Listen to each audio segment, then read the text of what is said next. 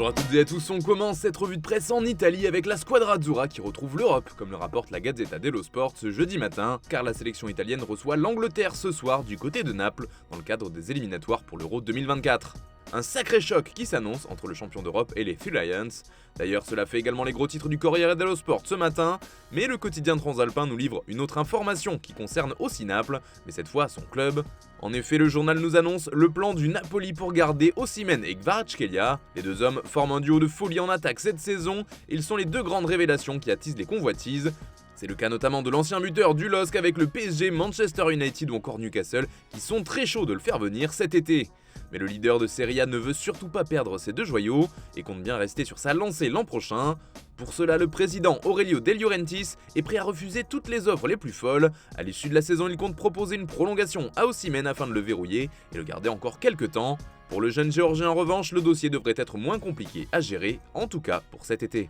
On file en Angleterre maintenant où la presse s'enflamme aussi sur la rencontre entre les Three Lions et l'Italie. Le choc fait la une de tous les tabloïds comme le Daily Mail qui rapporte le discours du sélectionneur Gareth Southgate. Maintenant, montrons-leur notre courage, titre ainsi le journal. Et c'est encore cette affiche qui fait la une du Daily Mirror cette fois. Le média rapporte aussi les déclarations de Roberto Mancini qui a déploré les récents incidents dans les rues de Naples lors du match contre Francfort en Ligue des Champions.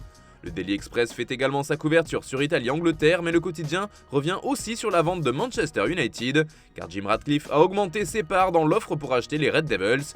C'est aussi ce que rapporte The Sun ce jeudi. Désormais, celle-ci dépasserait les 5 milliards de livres. Reste maintenant à savoir si ce sera suffisant pour passer devant la concurrence, avec notamment l'offre du Qatar qui fait partie des favoris pour ce rachat. Du côté du Portugal, Cristiano Ronaldo fait la une de Record aujourd'hui, et oui, CR7 fait son grand retour après la Coupe du Monde, où il avait fait couler beaucoup d'encre. Mais ce soir, la Seleção affronte le Liechtenstein, et c'est dans ce cadre que le capitaine portugais s'est exprimé. C'est désormais Roberto Martinez qui occupe le poste de sélectionneur, et pour CR7, c'est une bouffée d'air frais, une autre dynamique, et l'intensité de l'entraînement est différente. Des mots forts, et pour Record, pas de doute, Ronaldo en a profité pour égratigner au passage son ancien sélectionneur Fernando Santos. CR7 est également en couverture d'Abola ce jeudi, c'est un Ronaldo comme rarement vu selon le quotidien lusitanien.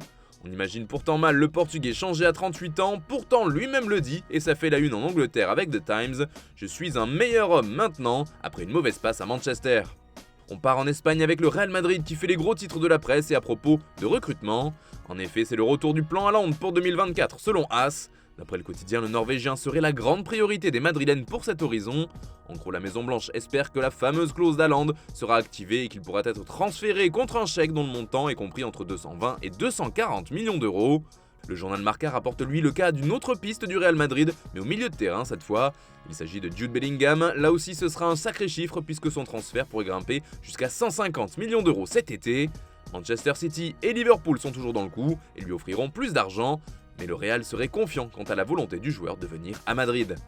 Toujours en Espagne, mais du côté du Barça, cette fois avec le retour de l'affaire Negreira. C'est la une de Mundo Deportivo aujourd'hui. Ainsi sont les rapports, titre le quotidien catalan. Ce dernier a pu accéder à de nombreux comptes rendus de matchs entre 2016 et 2018, ce que rapporte également le journal AS, avec un match en particulier qui figure dans ce rapport.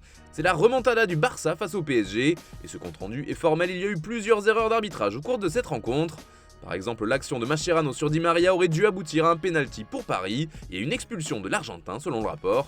Enfin, le pénalty accordé au Barça sur l'action de Suarez n'aurait pas dû être sifflé. Allez, on termine ce tour de la presse en France avec les frères Thuram réunis en équipe de France pour la première fois. Et comme on vous le racontait, dans le JT d'hier, ils ont fait une conférence de presse ensemble et ont fait la gloire de leur père, s'amuse le journal L'Équipe. Une occasion pour le média de faire un gros plan sur la très belle trajectoire de cette fratrie. Mais le quotidien nous rapporte également d'autres nouvelles concernant l'équipe de France et notamment à propos du capitana. En effet, le nouveau patron des Bleus, Kylian Mbappé, a décidé d'agir en apprenant la déception d'Antoine Griezmann de ne pas avoir été choisi comme capitaine. L'attaquant du PSG aurait décidé de s'entretenir avec Grisou pour apaiser la situation et évoquer la décision de Didier Deschamps. Mbappé ne souhaiterait pas monopoliser le leadership et voudrait laisser une place importante aux autres cadres de l'équipe comme Olivier Giroud et Antoine Griezmann. Voilà, c'est tout pour ce matin, bonne journée à tous, on se retrouve tout à l'heure pour un nouveau JT et demain pour la prochaine revue de presse sur Foot Mercato.